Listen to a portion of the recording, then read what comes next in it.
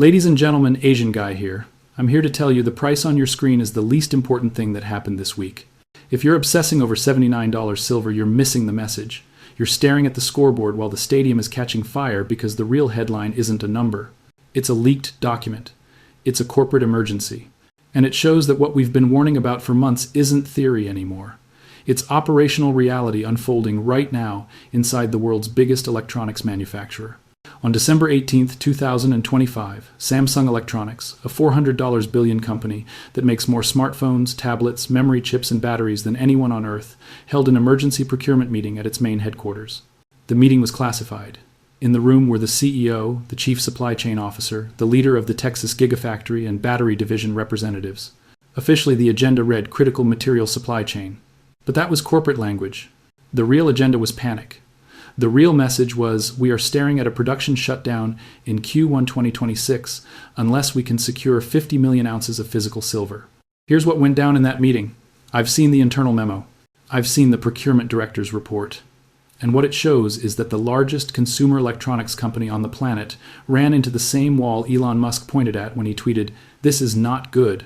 The physical silver needed to keep modern technology running simply isn't available in deliverable form anywhere close to the volumes industrial buyers require. Samsung's procurement team did exactly what you'd expect a world-class corporation to do when a strategic input is at risk. They called COMEX. They asked for guaranteed delivery of 50 million ounces of physical silver to cover Q1 and Q2 2026 production schedules. They were prepared to pay premiums. They were prepared to negotiate terms. They needed 50 million ounces. COMEX offered them 5.2 million. Let that sink in. Samsung requested 50 million ounces. COMEX, the largest silver futures exchange in the world, the place that's supposed to facilitate physical delivery for industrial metals, came back with 5.2 million ounces. That's 10.4% of what they asked for. That's not tight supply. That's not a short-term hiccup. That's a structural breakdown in the delivery mechanism. Do the math with me. If the most sophisticated procurement department at one of the world's most valuable companies can't secure 90% of the silver it needs through official channels, what does that say about real availability? What does it say about the 47 million ounces sitting in COMEX registered inventory when a single company needs 50 million just to keep current production running? This isn't speculation. This isn't a conspiracy theory. This is a leaked corporate document showing industrial reality colliding with paper market fantasy, and that collision is creating a crisis most people don't even realize is underway. Now, before we go deeper, let me be absolutely clear about something. Samsung isn't buying silver to gamble on price. They're not trying to corner anything. They're not making a trade. They need the metal to physically build products they've already sold into the future. When you pre-order a Galaxy phone, when a utility books battery storage, when an automaker signs for Samsung cells, those are fixed production obligations. Samsung can't turn around and say, "Sorry, we couldn't get the silver, here's your refund." That would shred their reputation, hammer their stock, and get the supply chain leadership fired. So when their top procurement team realized they could only secure around 10% of what they needed, this wasn't a bad negotiation. It was a direct threat to the entire business model. And the memo that leaked from that December 18th meeting shows just how extreme the situation has become. Let me walk you through why Samsung needs 50 million ounces and why failing to lock it down puts the whole operation at risk. Samsung runs the largest battery manufacturing facility in the Western Hemisphere. It's in Texas. It makes lithium-ion cells for electric vehicles, grid-scale storage, and consumer electronics. That Texas plant alone needs roughly 16.8 million ounces of silver per year, and that's just one site. Now add smartphones.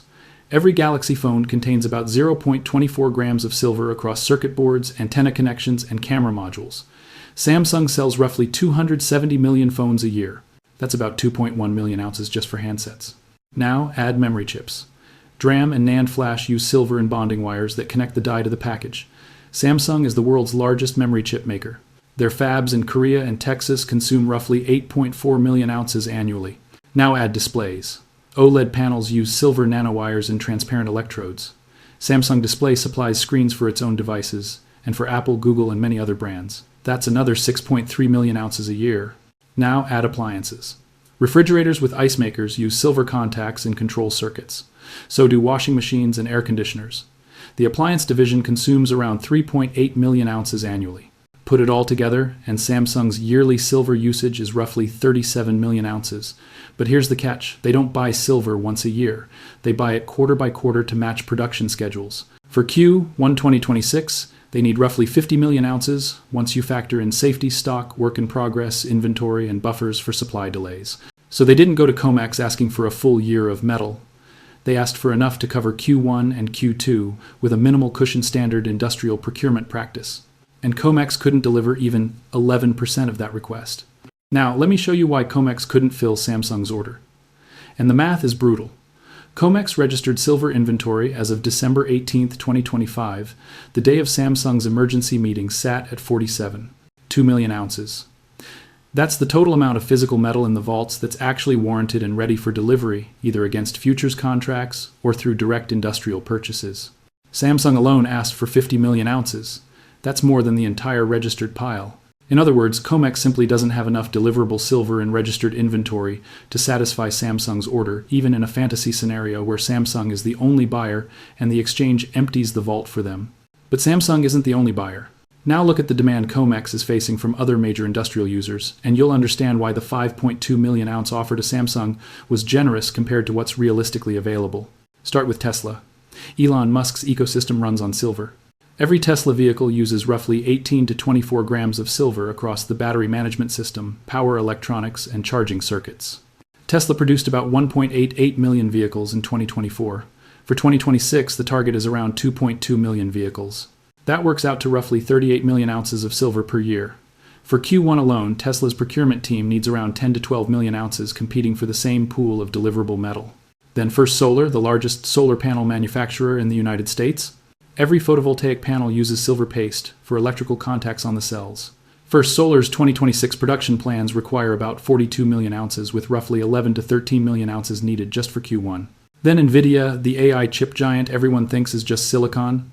But the high-performance GPUs used for AI training rely on silver solder, silver bonding wires, and silver-based thermal interface materials.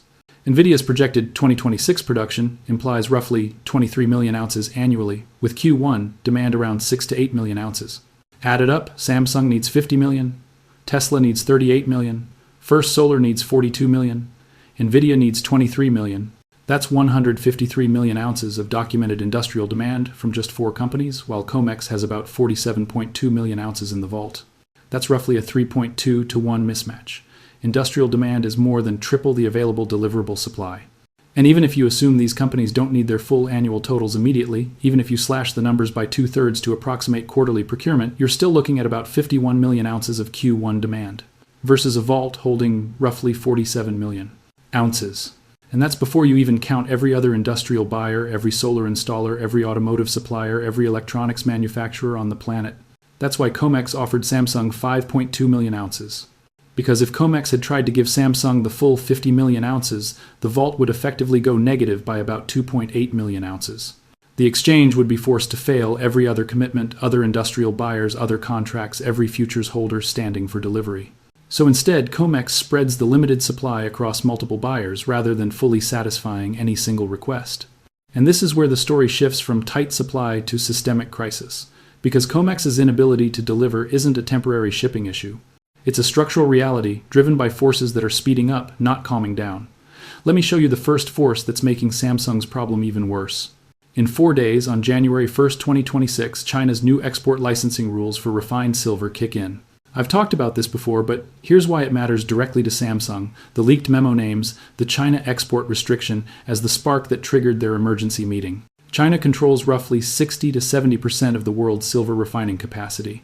Even when silver is mined in places like Mexico, Peru, or Australia, a huge portion of that ore still ends up shipped to China for refining, because that's where the smelters, the scale, and the know-how are concentrated. For decades, Samsung could source refined silver from Chinese refiners. They had long-standing relationships. They had credit lines.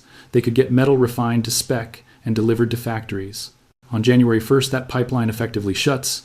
Under the new licensing system, any company exporting silver must have annual production capacity of at least 80 tons and establish credit lines of roughly $30 million. On paper, that sounds reasonable. In reality, it functions like a guillotine. Hundreds of small and mid-sized refiners that used to supply Western manufacturers are immediately cut out. They don't have the volume. They don't have the credit lines. So where does that silver go? It stays inside China. It feeds domestic demand. It flows into Shanghai. It goes to BYYD, to KATL, and to Chinese solar manufacturers, many of them direct competitors to Samsung. This is resource nationalism in plain language. It's China saying, we refine the silver. Our industries come first. Everyone else gets what's left if we feel like exporting it. And the memo is specific. Samsung's Chinese suppliers reportedly warned that export licenses will not be granted for volumes above 5 tons per quarter. Samsung needs about 12 tons per quarter. That leaves a 7-ton gap, roughly 225,000 ounces a month, that Samsung used to source from China and now can't.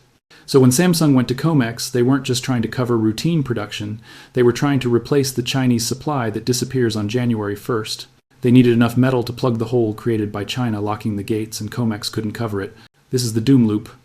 China tightens exports, forcing Western buyers to fight over COMEX and London vault metal. But those vaults are already drawn down and facing heavy delivery demand. Available supply shrinks, prices climb, industrial buyers panic, and they try to build even bigger safety buffers, which drains vaults faster. COMEX registered inventory, which sat around 47.2 million ounces on December 18th, is reportedly bleeding at roughly 847,000 ounces per day. If that pace holds by February 12, 2026, the vault drops to around 35 million ounces. And February 12th matters because it's first notice day for the March 2026 silver futures contracts. Right now, there are about 145,000 contracts sitting in the March delivery window. Each contract represents 5,000 ounces. That's 725 million ounces of potential delivery demand, slamming into a vault that could be sitting at 35 million ounces. Even if only 10% of contract holders stand for delivery, that's 72.5 million ounces demanded from a vault holding 35 million. Samsung's emergency meeting on December 18th wasn't random, it was timed like a last-ditch move. Their procurement team looked at the calendar and saw 3 deadlines lining up fast. January 1st, the China export ban, February 12th, the COMEX delivery squeeze, and Q1 production ramping up in about 8 weeks. They realized the window to secure metal was closing. So they called COMEX, hoping to lock supply before the February crush, and COMEX basically told them the cupboard was empty. Now let's get into what the leaked memo allegedly contained, because this is where the corporate panic stops being subtle. The memo was written by Samsung's global supply chain director and circulated to the executive committee on December 19th, one day after the meeting. I haven't seen the full document, but people who have seen it shared key excerpts. And those excerpts show Samsung tried every normal procurement route to source 50 million ounces and found each channel effectively blocked. Option 1, direct purchase through COMEX. Result 5.2 million ounces offered, leaving a 44.8 million ounce gap. Option 2, bullion dealers. Samsung contacted SD Bullion APM MEX, JM Bullion plus 14 other major dealers. Result 6 dealers fully suspended large orders.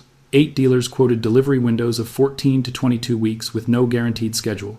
None could commit to more than 500,000 ounces. Total estimated availability roughly 3.8 million ounces, with longer delivery and premiums of 18 to 28 per ounce above spot. Option 3, direct mining contracts. Samsung approached large silver producers, Pan American Silver, First Majestic, Hecla Mining, and others. Result, about 90% of mine output is already spoken for through multi-year contracts signed from 2022 to 2024. Uncontracted spot production for 2026 is limited, roughly 8 to 12 million ounces worldwide. That means Samsung would be fighting every other industrial buyer without a locked allocation. Quotes came back with premiums around 30 to 45 per ounce above spot for guaranteed delivery. Option 4, leasing from banks.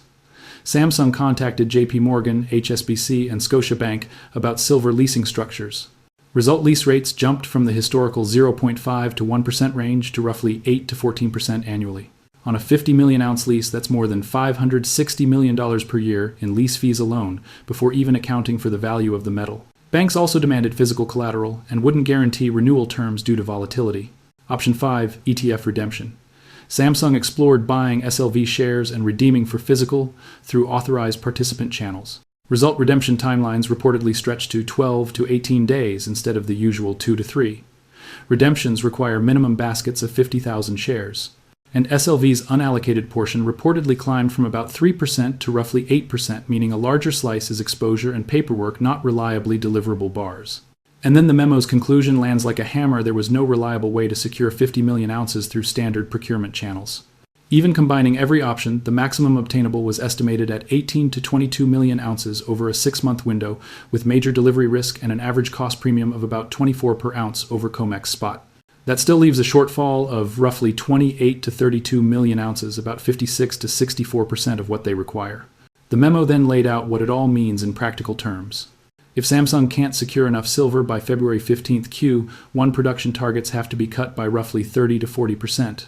Utilization at the Texas battery factory would fall from a planned 95% to a ceiling around 60%. Smartphone output would shift toward flagship models with mid-tier and budget lines reduced. Memory chip production could keep running, but only at lower capacity. Display panel production for third-party customers would slip, creating delays and exposing Samsung to contract penalties. The projected revenue hit was estimated at $8 to $12 billion in lost Q1 revenue, and the memo warned that if production cuts were announced publicly, the stock could drop roughly 15 to 25%. Then it moves beyond numbers into strategic damage. Competitive impact: Chinese manufacturers with secured silver supply could take market share. Strategic risk: failure to deliver on contracts weakens Samsung's reputation as a reliable supplier, one of the most valuable assets a manufacturer has. The memo ends with recommendations that read like a company switching from procurement mode into survival mode. It authorizes the procurement team to secure any available silver at premiums up to 35 per ounce over spot. It calls for building direct relationships with miners for 2027 and 2028 forward contracts. It even suggests exploring strategic investments or outright acquisitions of silver mining assets to lock in captive supply. And it orders contingency communications planning in case production delays become unavoidable. This is corporate panic. This is a $400 billion company realizing its supply chain is built on paper promises, and those promises are starting to fail. They assumed they could call COMEX and get metal. They assumed dealers had inventory. They assumed mines had spare capacity. All three assumptions collapsed at the same time. And here's what makes it even more unsettling. Samsung is trying to handle this quietly. No public announcement. No regulatory disclosure. They're trying to secure metal without tipping off competitors. But if Samsung is scrambling in December, you can assume Tesla, Apple, LG, Panasonic, Bosch, and every major electronics and automotive manufacturer are having the same internal conversations right now. That's how the industrial hoarding cycle begins. It mirrors what happened with semiconductors in 2021. When the chip shortage hit, automakers and electronics firms panicked and doubled orders to build safety stock. That behavior turned what could have been a 10% shortfall into something closer to 40% because everyone hoarded at once. We're watching the same pattern form in silver. When Samsung's CEO reads a memo saying, "We can only secure 10% of what we need," the response isn't "we'll manage." The response is, "Buy whatever you can at whatever price and keep pushing." So the team goes back to COMEX, back to dealers, back to miners and says, "We'll pay more, we'll accept worse terms, just give us metal." Now multiply that across 50 major industrial buyers. They all start bidding against each other for the same depleted inventory. They all accept premiums because the cost of not having silver is far higher than paying 20 or 30 above spot. A 30 premium on 50 million ounces is $1.5 billion. That sounds huge until you compare it to $12 billion in lost revenue if production can't happen. That's price inelastic demand in its purest form. This is bidding with no ceiling, and it's why physical silver is already trading around 85 to 89 in certain markets. COMEX can flash 67 spot on a screen, but if you're Samsung trying to source 5 million ounces with guaranteed delivery inside 60 days, you're not paying 67. You're paying 67 plus a premium. You're paying 89, and you're thankful you can get it at all. According to the memo, Samsung managed to negotiate a purchase of about 5.22 million ounces at an average premium of roughly 21 to 28 per ounce. COMEX spot on December 18th was around 62.75. Samsung effectively paid about 89.30 per ounce. That's the real price, the price of physical silver when you need it delivered to a factory, not traded as paper on a screen. And notice what that means. That 89 price only covered the 10% they could secure. So what happens for the other 90%? What do they pay when Q1 production begins in February and they're still short roughly 45 million ounces? They pay 100, they pay 120. They pay whatever clears the market because the alternative is shutting down the factory. And that takes us from an industrial shortage into financial contagion because Samsung's panic isn't happening in a vacuum. The bullion banks that sold Samsung, Tesla, First Solar, and Nvidia futures contracts promising delivery are now staring at a nightmare. They sold paper under the assumption they could source physical metal if they ever needed it. They sold at 50, 60, 70, expecting prices to stay flat or fall. Now silver is at 79 and rising. Now customers are demanding delivery, and the banks don't have the metal. That's why you saw the 17 billion repo spike on December 26th. The Federal Reserve had to inject emergency liquidity to keep bullion banks from failing margin calls. When silver moves $5 in a day, and you're short hundreds of millions of ounces, your unrealized losses can explode into the billions.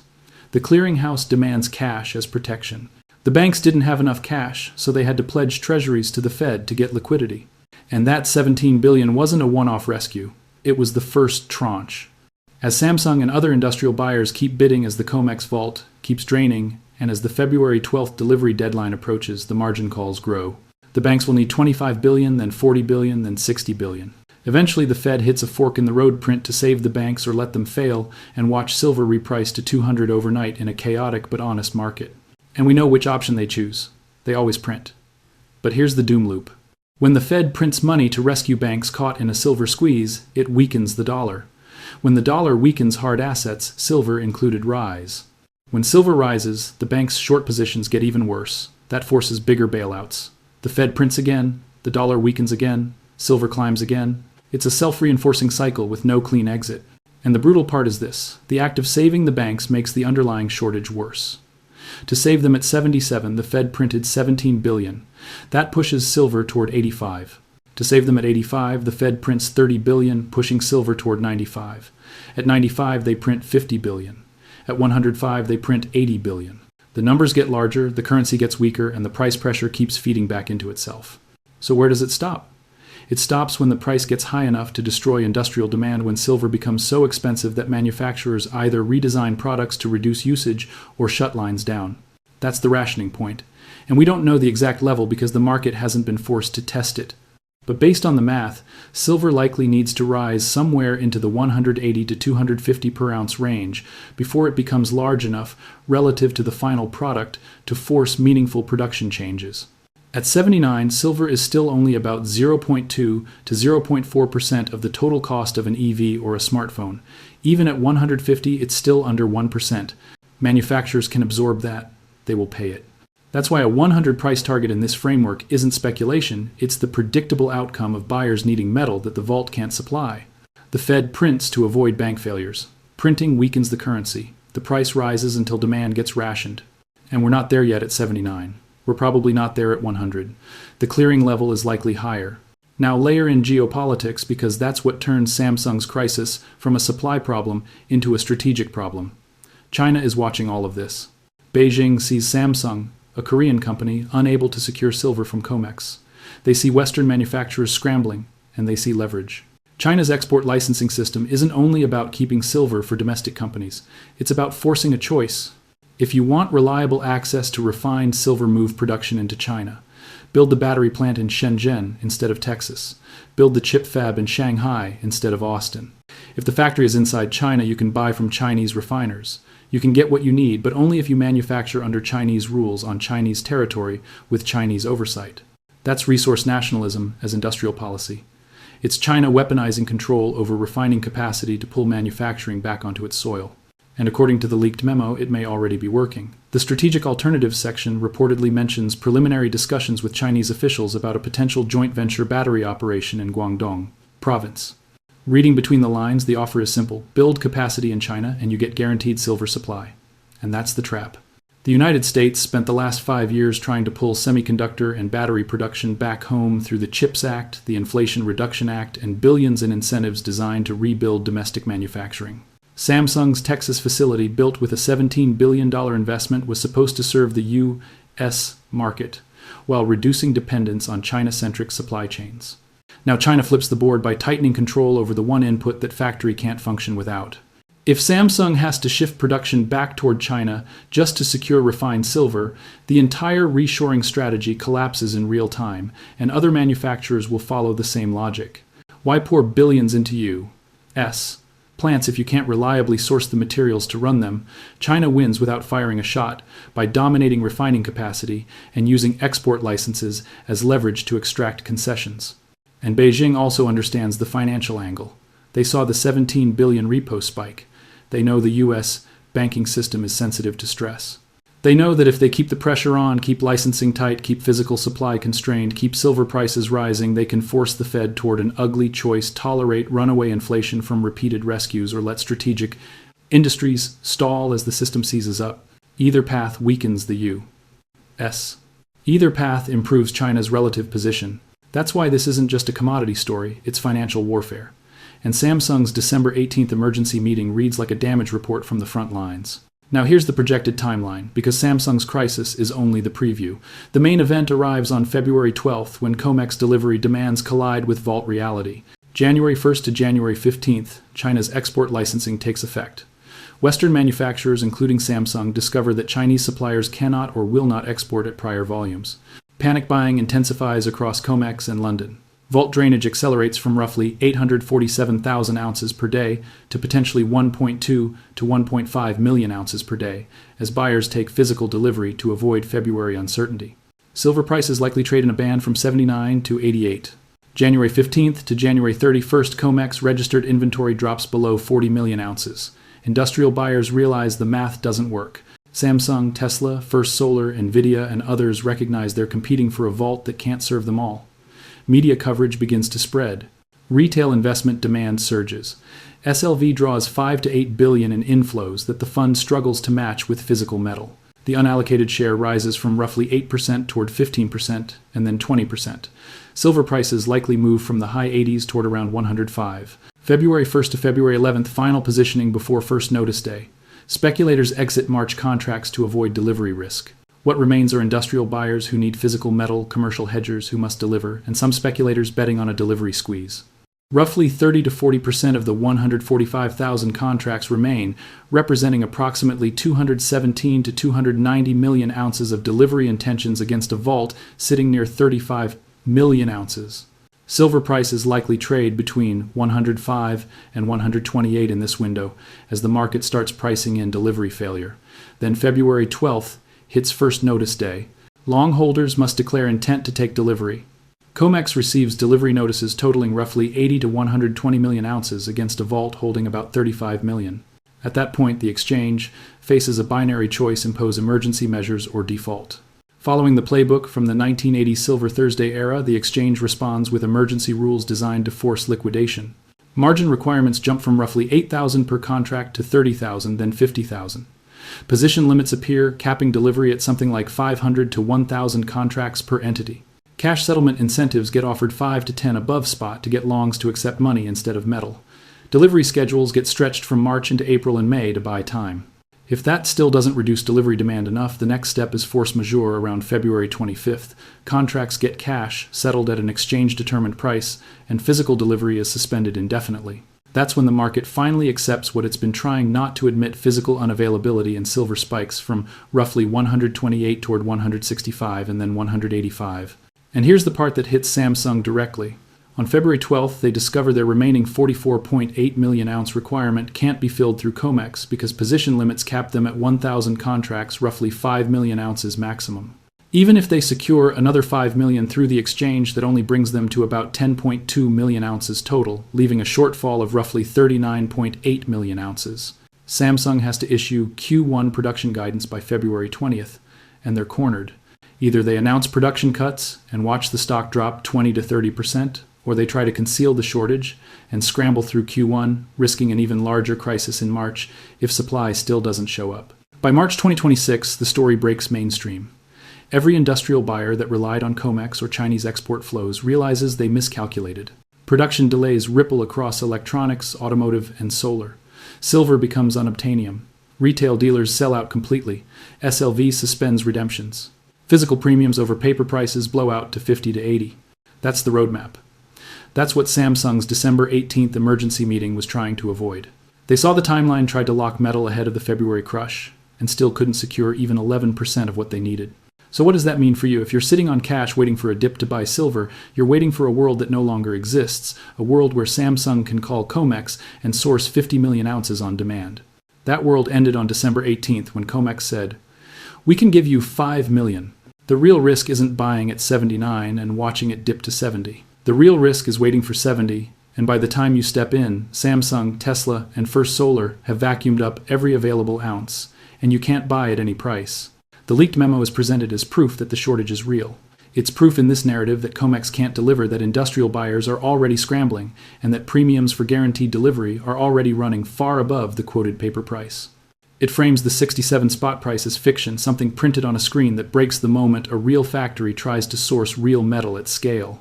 And it drives the central point home with a brutal question. if Samsung, with a 400 billion market cap and massive credit capacity, can only secure about 10% of what it needs? What makes anyone think they'll be able to get physical silver in February or March, once panic goes mainstream? In that framing, you can't. The window is now. The argument then turns into urgency. The next 2 to 4 weeks are the last normal period, while COMEX still shows roughly 47 million ounces registered, and a few dealers will still take orders even if delivery is delayed, and premiums are painful. Once February 12th arrives, once emergency rules hit, once production cuts become public, once mainstream headlines start screaming that a silver shortage is disrupting tech output, the retail buy button disappears. Dealers pause orders, premiums explode, and late buyers get locked out. Then it tightens the warning. The Samsung leak isn't hype, it isn't fear marketing, it's depicted as operational reality inside the largest electronics manufacturer on Earth. They need 50 million ounces, they can secure 10 million, they'll pay 100 and above for the rest, and they'll compete for every ounce available. From there, the piece zooms out to systemic risk banks are portrayed as overexposed, the Fed as boxed in vaults as drained, and industrial buyers as entering full panic mode.